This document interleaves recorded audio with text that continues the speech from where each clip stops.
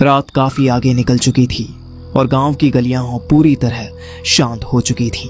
इक्का दुक्का घरों से आती धीमी आवाजें और दूर से सुनाई देती झींगरों की लगातार धुन उस सन्नाटे को भर रही थी।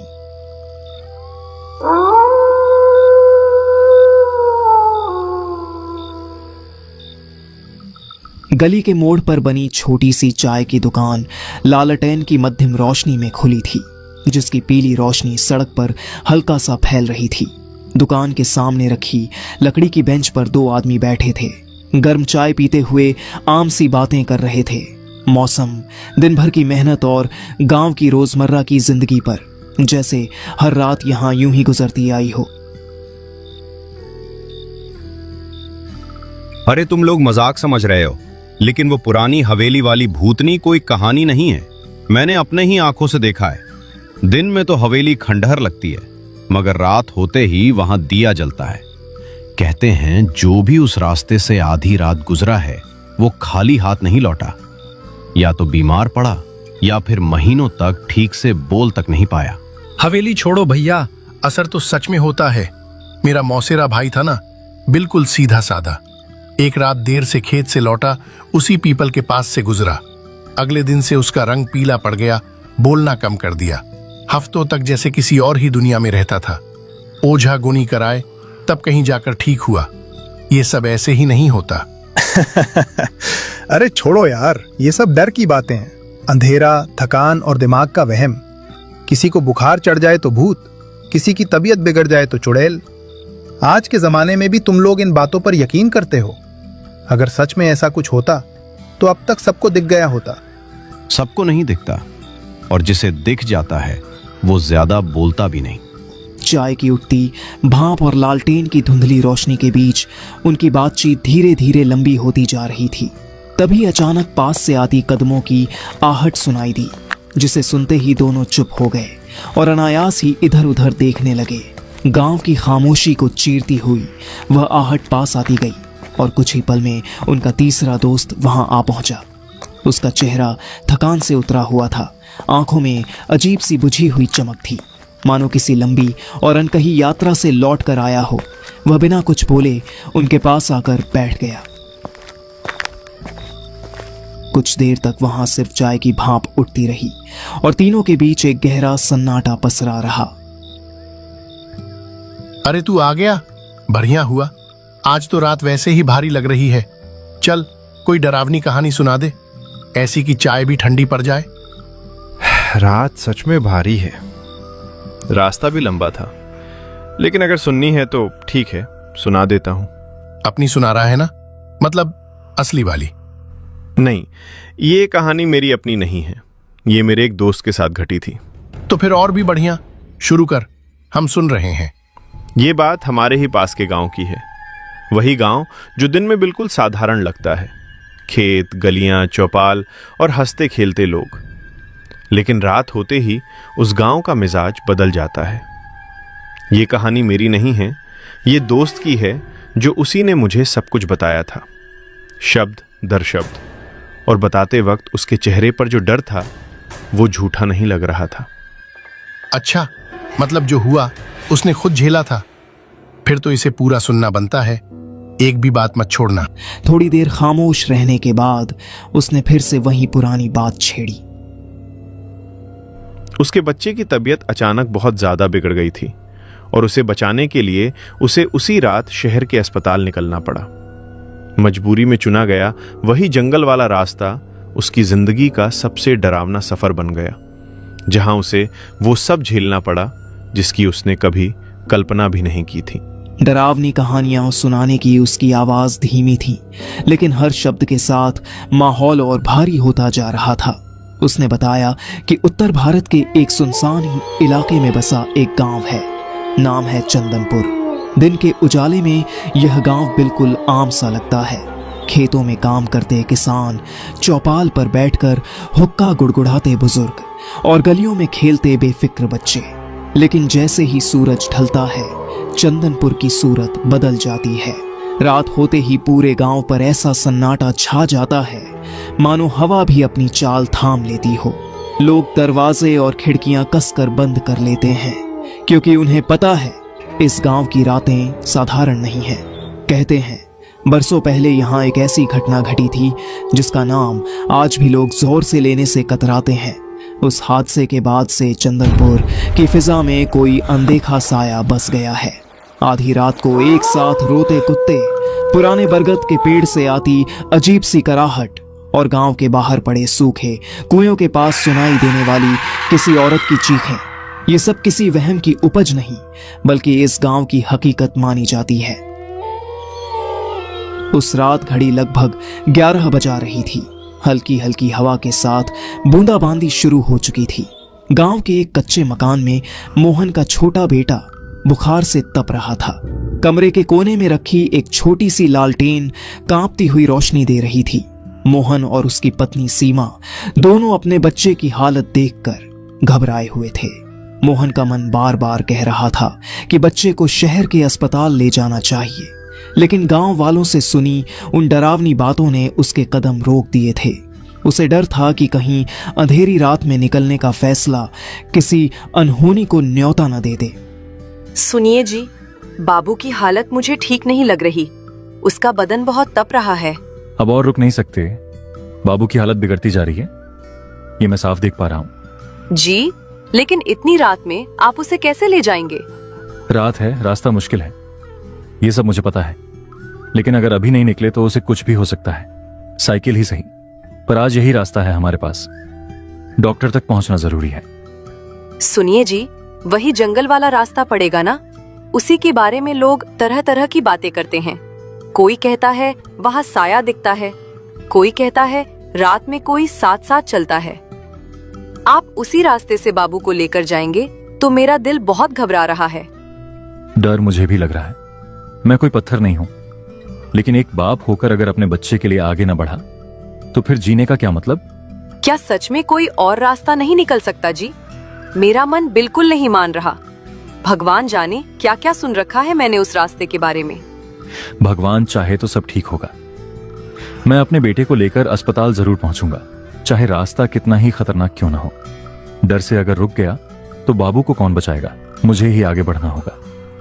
रास्ता मुश्किल है, अंधेरा है, लोग जो कहते हैं वो भी याद आ रहा है, लेकिन आज मैं डर के भरोसे नहीं, अपने बेटे के भरोसे चलूंगा। एक बाप का कर्तव्य डर से बड़ा होता है और आज वही कर्तव्य मुझे घर से बाहर ले जा रहा है। भगवान मेरे साथ हो या ना हो, लेकिन मेरे हौसले को आज कोई नहीं रोक सकता। मैं निकल रहा हूं बाबू को बचाने के लिए, चाहे इस रास्ते में मेरी सारी ताकत क्यों ना लग जाए।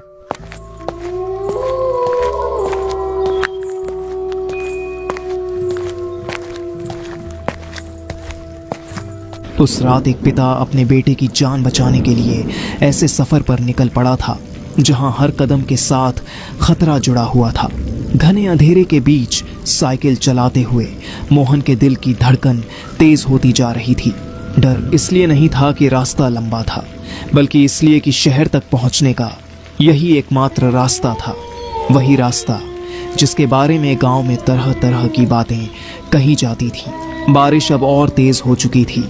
ठंडी बूंदें मोहन के चेहरे पर बार बार पड़ रही थीं, मानो उसे रुक जाने की चेतावनी दे रही हो, लेकिन रुकने का वक्त उसके पास था ही नहीं। पीछे बैठा उसका बेटा तेज सांसें ले रहा था। उसका नन्हा सा शरीर मोहन की पकड़ में हर पल और ढीला पड़ता जा रहा था। रास्ता पूरी तरह सुनसान था, चारों ओर बस गहरा अंधेरा, बारिश की लगातार आवाज और साइकिल की चरमराहट। यही वह रास्ता था जिसके बारे में लोग फुसफुसाकर कहानियां सुनाते थे। कहा जाता था कि रात के अंधेरे में यहाँ कोई अजीब सी परछाई चलती है, कभी साथ साथ, कभी पीछे पीछे, और फिर अचानक ऐसे गायब हो जाती है जैसे कभी थी ही नहीं। सफर अभी लंबा था, इसलिए मोहन ने डर को दिल में दबाकर साइकिल की रफ्तार और बढ़ा दी। उसके मन में बस एक ही ख्याल था, किसी तरह शहर पहुंचना और अपने बेटे को बचा लेना। कुछ दूर आगे बढ़ने पर बारिश अचानक थम गई। हवा में अजीब सी नमी और सन्नाटा भर गया। तभी रास्ते के किनारे मोहन की नजर गई। वहां एक बूढ़ी औरत चुपचाप बैठी थी। इतनी रात इस सुनसान रास्ते पर उसे देखकर मोहन के कदम अपने आप धीमे पड़ गए। उसके मन में एक ही सवाल उठ रहा था, आखिर इस अंधेरी रात में यह अम्मा यहाँ क्या कर रही है।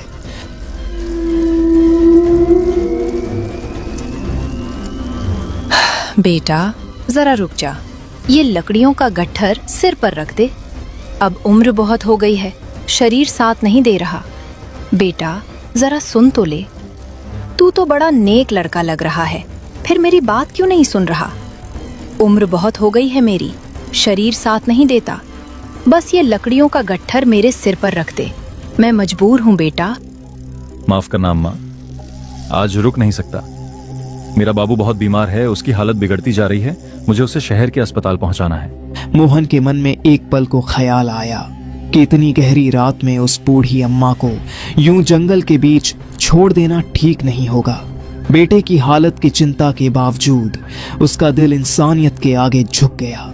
उसने साइकिल रोकी, धीरे से नीचे उतरा और मदद के इरादे से उन्हीं कदमों पर वापस लौटा। ठीक है अम्मा, मैं आपकी मदद कर देता हूँ। बस जल्दी से ये लकड़ियों का गठान आपके सिर पर रख देता हूँ, फिर मुझे तुरंत निकलना होगा, मेरा बच्चा बहुत बीमार है। जहां कुछ पल पहले वह औरत बैठी दिखी थी, लेकिन जैसे ही वह उस जगह पहुंचा उसकी सांस अटक गई। वहां न कोई परछाई थी, न कोई इंसान, सिर्फ भीगा हुआ रास्ता और चारों ओर फैला सन्नाटा। उसी पल मोहन का दिल जोर जोर से धड़कने लगा, जैसे छाती के अंदर कुछ अनहोनी का आभास उसे लगातार चेतावनी दे रहा हो। उसने चारों तरफ नजर दौड़ाई, मगर अंधेरे के सिवा उसे कुछ दिखाई नहीं दिया। अभी तो अम्मा यहीं बैठी थी, इतनी देर में कोई यूं गायब कैसे हो सकता है? ना वो अम्मा है, न लकड़ियों का गट्ठर, सब कुछ जैसे हवा हो गया।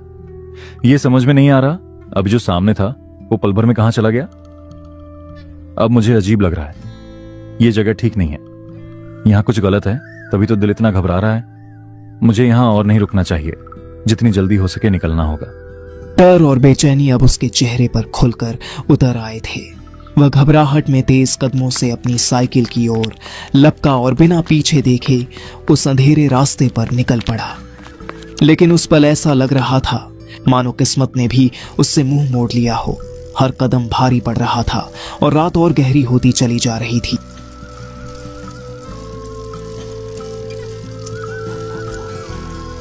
ये सब दिमाग का वहम है, मुझे बस आगे देखना है।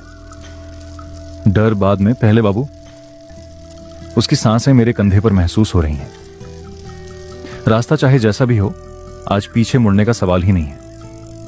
भगवान बस इतना कर देना कि मैं समय पर अस्पताल पहुंच जाऊं। अगर आज रुक गया तो खुद को कभी माफ नहीं कर पाऊंगा। अचानक एक तेज झटके के साथ उसकी साइकिल रुक गई। पुरानी जंग खाई चेन चरमराती हुई फिसल कर नीचे गिर पड़ी। अरे नहीं, अभी ये क्या हो गया? इस वक्त ही चेन गिरनी थी। क्यों भगवान? बाबू थोड़ा सब्र कर, बस अभी ठीक करता हूं। यहां रुकना नहीं चाहिए था, ये जगह ठीक नहीं लग रही। जल्दी जल्दी चेन चढ़ानी होगी, ज्यादा देर नहीं कर सकता।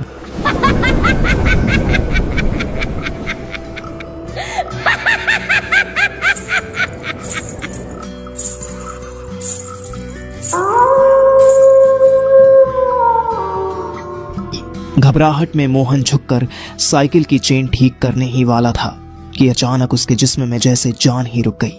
उसकी रगों में खून जमसा गया। ठीक उसके सामने एक औरत खड़ी थी। उसका चेहरा, उसकी सूरत, सब कुछ उसकी पत्नी से हूबहू मिलता जुलता था। उस पल मोहन का दिल भीतर ही भीतर टूटकर बिखर गया। आंखों के सामने यादें तैरने लगीं और वह समझ ही नहीं पाया कि जो वह देख रहा है वह सच है या इस अंधेरी रात का कोई खौफनाक धोखा। सीमा, तुम यहां कैसे? इस वक्त जंगल में? पर तुम यहां पहुंची कैसे? सुनिए जी, मुझे कुछ समझ नहीं आया। मैं रास्ते में अकेली थी, तभी पीछे से किसी परछाई का एहसास हुआ। मुझे लगा कोई मेरा पीछा कर रहा है। मैं बहुत डर गई। अब कुछ मत पूछिए, बस बाबू को मुझे दे दीजिए। मुझे बहुत डर लग रहा है कि कहीं उसे कुछ न हो जाए। आप पहले साइकिल की चेन ठीक कीजिए, बाबू को मुझे दे दीजिए, मैं उसे संभाल लूंगी। यहाँ रुकना ठीक नहीं है, जल्दी कीजिए, मुझे डर लग रहा है। एक पल को मोहन के मन में यही आया कि शायद उसकी पत्नी ही किसी तरह यहां तक पहुंच गई है।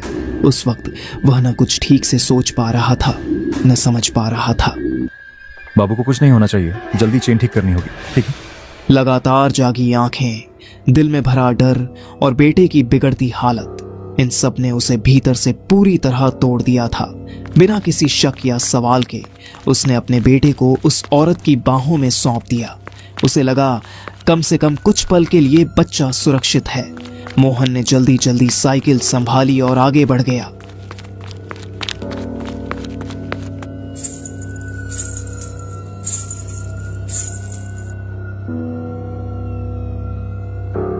लेकिन कुछ ही दूरी तय करने के बाद उसके दिल में एक अजीब सा खटका उठा। कदम अपने आप धीमे पड़ गए। वह कांपते हुए पीछे मुड़ा। जो उसने देखा वह उसकी रूह तक को झकझोर गया। वहां उसकी पत्नी नहीं थी, वहां वह था जिसके बारे में गांव के बुजुर्ग सालों से चेतावनी देते आए थे। छलावा अपने असली भयानक रूप में। उसकी आंखों में इंसानियत का कोई अंश नहीं था और उसकी पकड़ में अब मोहन का छोटा सा बाबू था। उसी पल मोहन को समझ आ गया कि उसने डर और कमजोरी में वह गलती कर दी थी जिसकी कीमत शायद अब उसे अपनी पूरी जिंदगी चुकानी पड़ने वाली थी। नहीं, ये मैं हाथ जोड़ता हूं, गिड़गिड़ाता हूं तेरे सामने। बस मेरे बाबू को मुझे लौटा दे, वो मेरी जान है। उसके बिना मैं जिंदा नहीं रह पाऊंगा। मोहन के आंसू बारिश की बेरहम बूंदों में घुलते जा रहे थे और उसकी उखड़ी हुई सांसें पागलपन की हद तक तेज हो चुकी थीं। वह ठोकर खाता गिरता, फिर खुद को समेटकर दोबारा उठता और अंधेरे में बेतहाशा दौड़ता चला जा रहा था। उसके दिल और दिमाग में बस एक ही बात गूंज रही थी, किसी भी हाल में अपने बाबू को बचाना है। भगवान, मेरे बाबू को बचा लो, मेरी सांसें ले लो, मगर मेरे बच्चे को कुछ मत होने देना। मेरा बच्चा कुछ नहीं जानता, वो अभी दुनिया को ठीक से पहचान भी नहीं पाया है। डर अब भी उसके भीतर कांप रहा था, लेकिन उस डर के पीछे एक पिता का हौसला खड़ा था जो टूटने का नाम नहीं ले रहा था।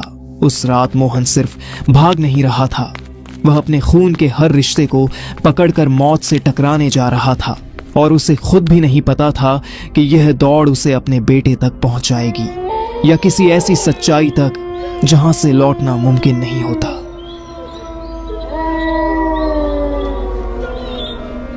मोहन अंधेरे में अपने बेटे को पुकारता हुआ भटक रहा था। उसके कांपते कदम जमीन का सहारा ढूंढ रहे थे और दिल की धड़कनें हर पल और तेज होती जा रही थीं। तभी उसकी नजर सामने पड़ी। थोड़ी दूर टूटी फूटी पगडंडी के बीच वही चुड़ैल सिर झुकाए बैठी थी। उसकी गोद में मोहन का छोटा सा बाबू था, वही बच्चा जिसे वह अपनी जान से भी बढ़कर चाहता था। उस पल मोहन की सांसें थम सी गईं। तुमने उसे क्यों पकड़ा है? उसे छोड़ दे, वो बहुत छोटा है, बहुत मासूम है। मेरे बाबू को लौटा दे, वो मेरे बिना नहीं रह पाएगा। वो मेरी जान है, मेरी दुनिया है, उसके बिना मैं कुछ भी नहीं हूं। चुड़ैल के चेहरे पर एक अजीब सी रहस्यमयी मुस्कान तैर रही थी। ऐसी मुस्कान मानो वह जानती हो कि अब मोहन का डर, उसकी मजबूरी और उसका दिल सब उसके कब्जे में आ चुके हैं। नहीं नहीं, ये क्या देख रहा हूं मैं? मेरा बाबू, मेरा बच्चा, उसे छोड़ दे। मुझे समझ में नहीं आ रहा मैं क्या करूं, कहां जाऊं। बस मेरे बेटे को मुझे दे दे, वो बहुत छोटा है, उसने किसी का कुछ नहीं बिगाड़ा। मैं कुछ नहीं मांगता, बस अपना बच्चा वापस चाहता हूं। मेरे बाबू के बिना मैं जिंदा नहीं रह पाऊंगा।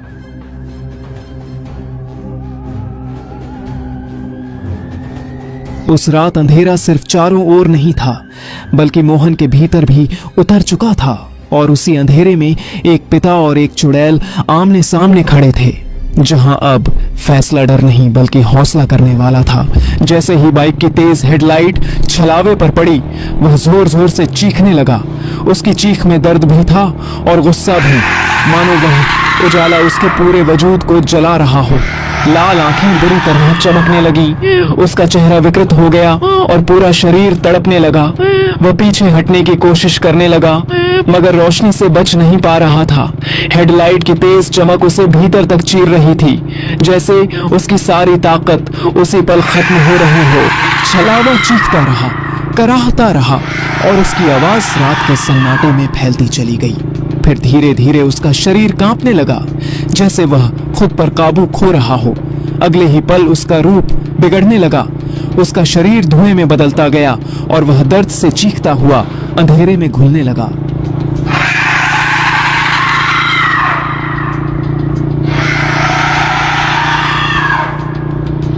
कुछ ही पलों में वह पूरी तरह गायब हो गया, ऐसे जैसे वह कभी वहां मौजूद ही न रहा हो। उसके जाते ही बाबू उसकी पकड़ से छूटकर जमीन पर गिर पड़ा। मोहन बदहवास सा दौड़ता हुआ पहुंचा और अपने लाल को दोनों हाथों से उठा लिया। कांपते हाथों से उसने बच्चे को सीने से लगा लिया और उसकी आंखों से बहते आंसू बाबू के चेहरे को भिगोते चले गए। आसमान से गिरती बारिश अब उसे डरावनी नहीं लग रही थी, वह जैसे राहत बनकर, आशीर्वाद बनकर उस पर बरस रही थी।